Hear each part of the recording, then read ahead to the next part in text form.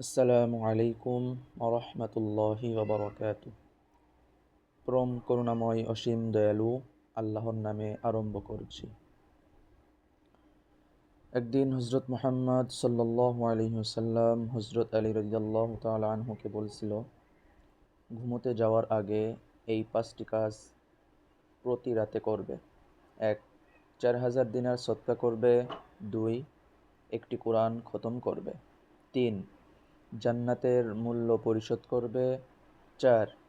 দুজন ব্যক্তি যদি দুজনের উপর রাগ করে থাকে তাহলে সেই রাগ ভাঙিয়ে তাদেরকে খুশি করে তুলবে। 5. একবার হজ করবে, তারপর ঘুমোতে যাবে। হযরত আলী রাদিয়াল্লাহু তাআলা আনহু বললেন, হে আল্লাহর রাসূল, এটা তো মনে হচ্ছে অসম্ভব। এই 5টি কাজ আমি কিভাবে করতে পারবো? তখন হযরত মুহাম্মদ সাল্লাল্লাহু আলাইহি ওয়াসাল্লাম বললেন, 1. সূরা ফাতিহা 4 বার পড়লেই 4000 দিনার সদকা করার সমপরিমাণ সওয়াব পাবে। 2. সূরা ইখলাস 3 বার পড়লে একটি কোরআন খতমের সওয়াব পাবে। 3.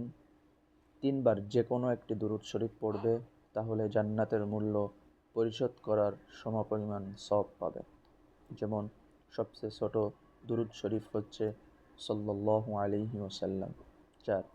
যে কোনো ইস্তেগফার বা আস্তাগফিরুল্লাহ 10 বার পাঠ করলে দুজন অখুশি মানুষকে খুশি করার সমপরিমাণ সওয়াব পাবে।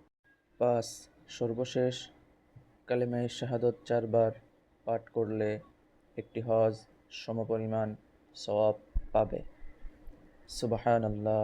আমরা যদি সারাদিনের ব্যস্ততা সরিয়ে আল্লাহকে খুশি করার জন্য একটু সময় দেই মন থেকে, আমাদের আল্লাহ বেশি কিছু চাই না আমাদের থেকে।